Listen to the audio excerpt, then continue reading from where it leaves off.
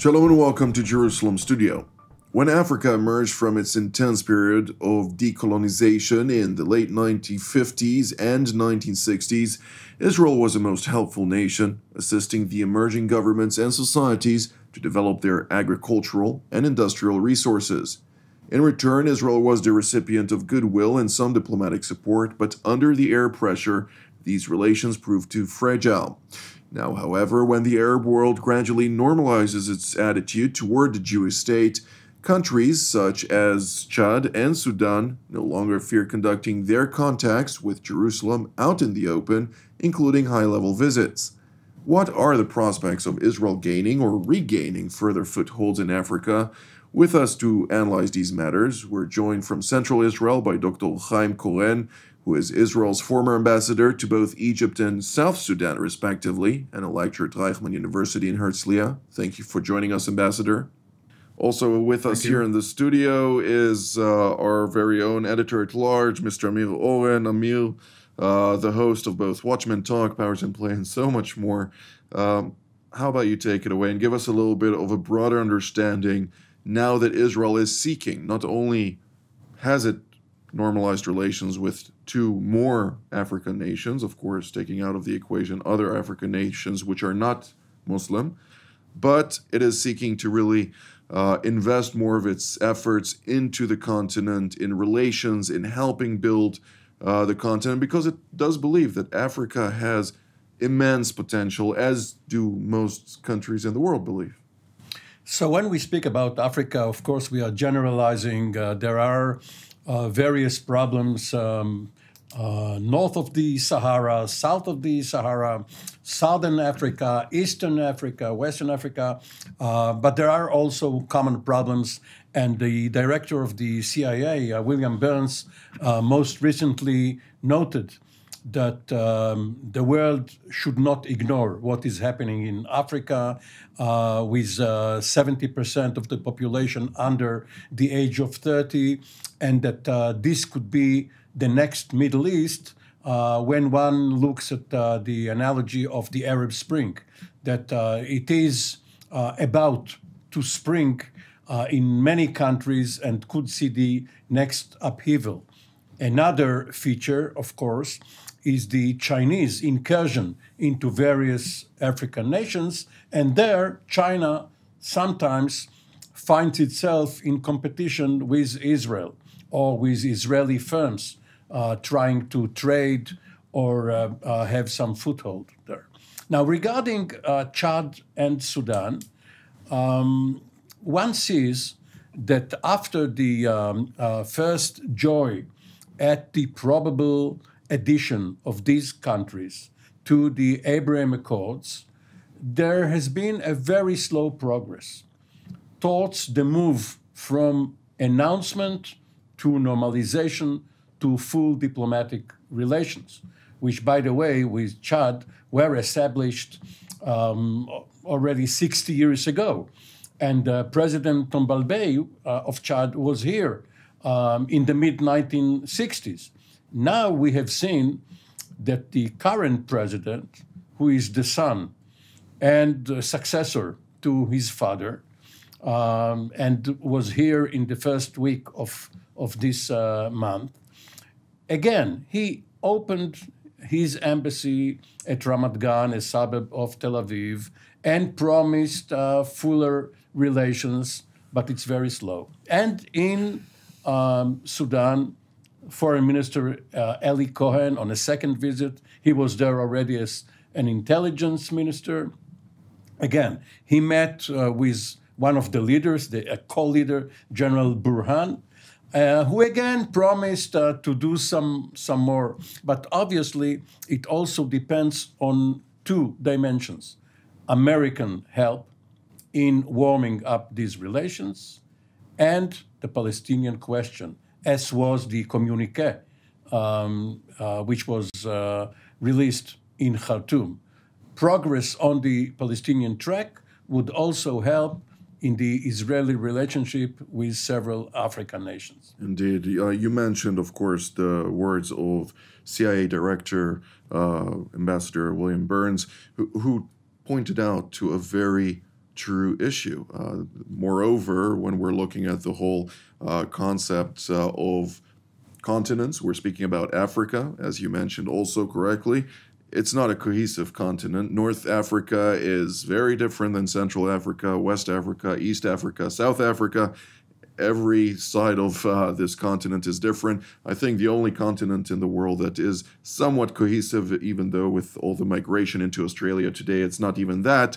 But for us to bring in, of course, Ambassador Dr. Haim Koren, who was an ambassador to two African nations, has written extensively in the academia about multiple issues in this continent of different angles. I'd like to ask you, from an Israeli perspective, what is the urgency in Israel? Looking at other nations also in the region and beyond, we see Turkey, of course, with former Prime Minister Ahmed Davutoglu declaring that Turkey will be in every African nation. We see the French, of course, trying to bolster after withdrawing from many countries, once again, their presence, the United Kingdom, Italy, the United States, of course, trying to compete on the strategic power competition with China, which is giving also a lot of challenges to Israel proper. Where is everything heading to? The relationship between Africa and Israel have been witnessed few stages. Ever since the independence of Israel, where at the time where Israel was surrounded by enemies, there was a big attempt to find a larger circle to establish a relationship with. And at the time, the young African nations needed badly help and assistance from Israel. And Israel, as a young nation, have developed skill on irrigation, agriculture, some other issues that was very helpful for African, and the relationship basically flourished with most new African nations in all parts of the continent. Now, after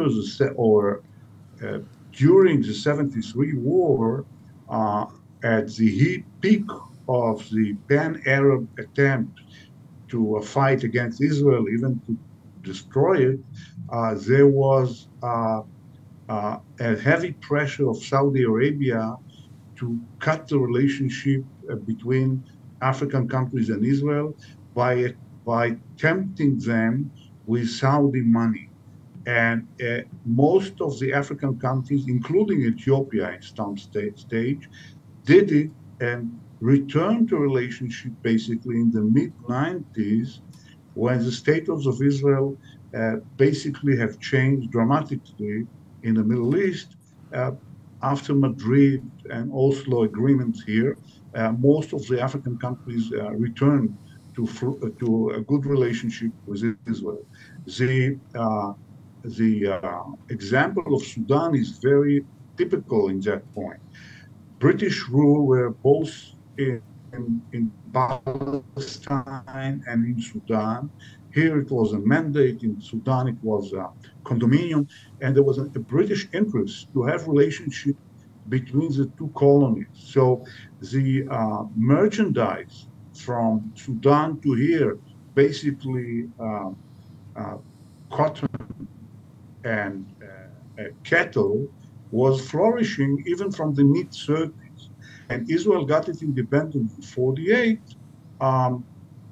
Sudan has a real wish to establish a relationship with Israel. The first government of Sudan under Sadiq al-Mahdi made contacts with Israelis. Now, when the archives are open, we can find it very clearly and discover how deep the relationship were. And till 58, which was Sudan got its independence in 1956. And in 58 was the first coup d'etat by General Abu in Sudan. And even after the coup, the Sudanese government kept on trying to consist relationship because they were extremely afraid from Abdel Nasser and its coercive pan-Arabism on the Arab states. And only after heavy pressure, like in the case of Yemen in 66, as you all remember, Egypt bombed Yemen with gas.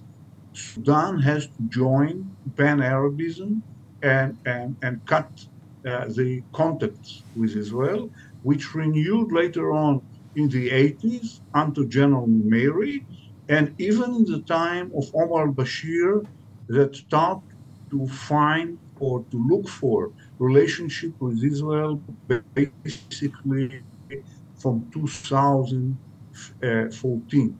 So what we see here, you can also look at Uganda under Idi Amin. You can also see on other countries like the changes that occurred in Ethiopia after the communist revolution and back to civilian control, and it's all reflected on relationship with Israel. But basically, African didn't have any problem with Israel bilateral.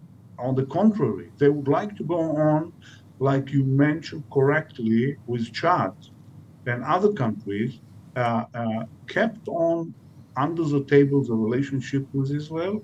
And it's true that, in fact, in the last 3 decades, we have very warm relationship with Chad. And I myself visited there, and just for information, we just finished to build a hospital in the capital of Chad only a month ago. So the relationship is actually keeping going on, and we need to elaborate in any specific case in any part of the continent in order to come to a focus, but the phenomenon is very clear.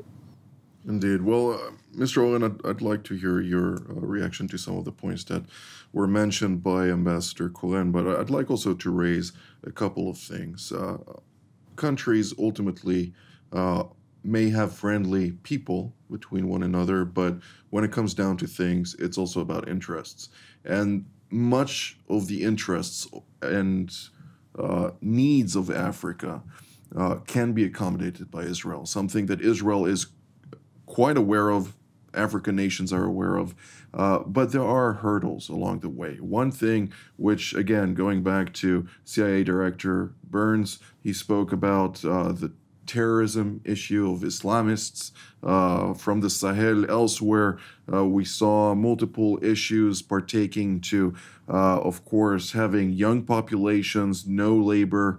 There is a negative migration to the direction of Europe, to the direction of even the Arab countries at some stage, where they seek then to once again find their way into the European continent. But when it comes down to things, how can Israel bolster its relations at the time when those who are amplifying terrorism, whether it is the countries that back Islamist organizations, not only in Africa but elsewhere, as well as the Islamic Republic of Iran, which supports very much many of those regimes in a corrupt manner, something that goes hand in hand with totalitarian regimes. And Israel does not play that game because it cannot. In most cases, it tries to intrigue agriculture, as was stated, health, building hospitals, helping the populations, stabilizing societies, and as such, fostering mutual interests that then would allow Israel to deepen also its diplomatic leverage to a certain degree. So just to add to what you said and what Haim Koren mentioned, when Israel in the early 60s helped develop these emerging countries, it also helped foster a new generation of leaders, people who were up and coming and later took leadership positions, whether democratically or by taking control of their governments coming from the military or elsewhere. But Israel was also hurt by its relations with the white supremacist regime in South Africa before 1990. Now, this is no longer the case. Obviously, No, it's the black supremacist right, and government. Africa, in addition to being divided into what you mentioned, Eastern, Western, Central, Southern, there are also remnants of various colonial powers, British, French, Belgian, even Germany in Namibia. And Israel was free of these residual emotions by the population. Now, regarding the security problem in Mali, in Burkina Faso, and other places, Daesh or Al-Qaeda or various offshoots, Israel has a lot of counterterrorism and intelligence expertise. And it can help these countries. But there is also a problem in having many relationships with several countries. And that is one of Ambassador Koren's areas of expertise. The fight over the Great Dam on the Nile. Between Ethiopia, of course, Sudan also being part of it, right, but also Egypt. When Ambassador Koren mentioned Sudan in 1958, this was the year that Nasser announced that he is no longer fostering the dream of the unity of the Nile Valley. But the Sudanese and later the Ethiopians do not believe that the Egyptians no longer harbor ambitions upriver. So now Israel sometimes must find itself having to choose between various friends who have contrasting views on what they consider their national security problems. Maybe Ambassador Koren would like to... Indeed, Ambassador Koren. ...to remark on that. Right. I think you touched the point because the Renaissance dance, it's supposed to be a local issue between 2 or 3 countries. Today, it's 4, which means Ethiopia, Sudan, South Sudan, and Egypt. But the heat is between Egypt and Ethiopia. And ever since Abdel Nasser have done 2 things in 1956, which was building the first Renaissance, the first dam in Aswan by the USSR and later on by Americans, and taking the Suez Canal. It changed few things in the Middle East and beyond. And then we were at the time in a war with Egypt and other Arab countries, and the changes caused to a situation today that Egypt and Israel are working together.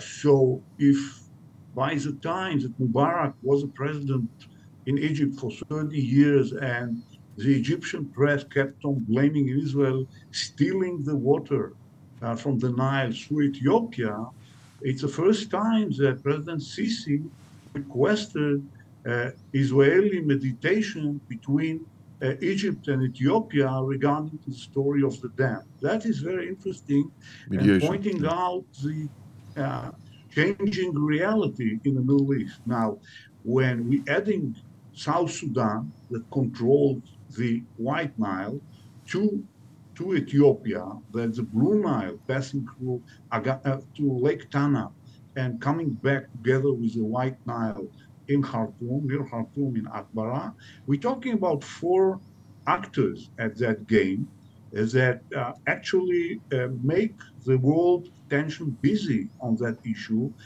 because it reflects anything. First and foremost, the Red Sea and the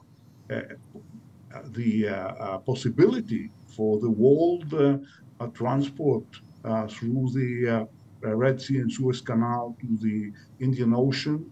And actually, if you mentioned the Chinese before, you're well aware to the point that the whole control in Africa and elsewhere, it's coming through that point. That's why Djibouti, Somalia, Sudan, and other nations are so important to that. But coming back to the Renaissance Dam, for years, for generations, Egypt thought that on downstream, it can dictate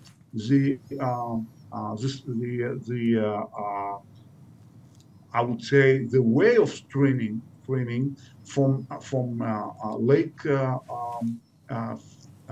from Uganda and Tanzania down all the way through all the countries bordering the Nile, and it came to the point backed first by the British, even after the independence. The first agreement was in 1929, which enabled Egypt and the Sudan under British control to get all the advantages from the Ambassador border of the Cohen, Nile. And then if again, if I may interject one moment, just to make things clear, I think our viewers at home need to take a map and go through this, maybe rewind and go over the entire geography of our area. But Mr. Owen, I'd like to ask you to provide a little bit of an insight about the current state of play of this situation, because it's still very alive. We saw this in the previous U.S. administration under Donald Trump, trying to mediate between Ethiopia and Egypt, which were on the brink of war. People need to understand this has also implications for Israel, to say not only for Israel, but for the entire world, considering the fact that 1/3 of crude oil, liquid natural gas, goes through those maritime passageways. They're going through Egypt, they're going along Sudan, they're going in areas which ultimately, if the war breaks out between those two countries and those waterways are blockaded in one way or another, Europe is going to see deficiency far beyond what we saw from Russia to date. So some people, even in the United States, are sometimes confused between the Nile River, which is supposed to be the father of Egypt. Even in mythology, Nilus was either the father or the mother of King Egyptus, and the Suez Canal. Of course, two different waterways. Now, Ethiopia was until very recently, and perhaps it's not over yet, occupied with its Eritrean problem and what happened in its other northern provinces. Now that there is a sort of a ceasefire or armistice, perhaps it will go back to this problem. But there is also an additional problem, and that is that East Africa, including Ethiopia and Eritrea, border the Red Sea. And if there is a security concern for Israel in Yemen, especially when the Houthis are being helped by Iran and they have control of the port of Hodeidah and other places down south, almost all the way to Aden, then Israel must keep its relations with East African nations. Also, by the way, this is just as a footnote, there is a sizable contingent of Africans in Israel now. Eritreans, Darfurians, and Sudanese, and they were initially not received very well by either the government or certain segments of the population in the areas where they started residing in. But now they have been assimilated into the population, and ironically, they can serve as ambassadors of goodwill. And they send money home, they report back home, and Israel is seen as a very good example of both a Western and a Middle Eastern country because these people are now part of the culture and the economy of Israel. There was, of course, an brief influx of migrants who sought better life, of course, and also fled the war in Sudan and Eritrea. My family were among those who took in one of the families to take care of them in order to help them, of course, get on their feet. But ultimately, when we're looking at the situation, we realize that the continent of Africa is there to stay. It's flourishing to a certain degree. It has so much potential. We border Africa. We border Africa, indeed. But We have roughly 2 minutes left, and I'd like to hear Ambassador Cohen's assessment for the near future. Where do you see the relations of Israel heading to with the various African countries, considering the last glimpses of normalization with two Arab or Muslim African nations? I think we have to look forward to the future optimistically because uh, just look what's going on now with various countries around Africa, and you get some idea where it's leading to. The fact that Africa is suffering some part of it, hunger, terrorism, immigration, and our skills on that field are required by most of the African nations. And if you, just as an example, took a quick look at a state like Chad and its military and its role for France, for the US, and the relationship of terrorism between Libya, Mali, Mauritania, all the way down to a new countries that in Western Africa that never suffered it, you can understand that our help are expected. Also, Indeed. Sudan itself. Indeed. Our Well, we will have to ability. keep it, Ambassador Cohen, we'll have to keep it for our next episode edition related to Africa. Of course, there also a lot of persecutioning happening from Islamists against Christians, and there's much more to be discussed. But until next time, I'd like to thank Ambassador Koren and Mr. Owen for taking part in today's program, and I'd like to thank our viewers as well, and we will see you next time.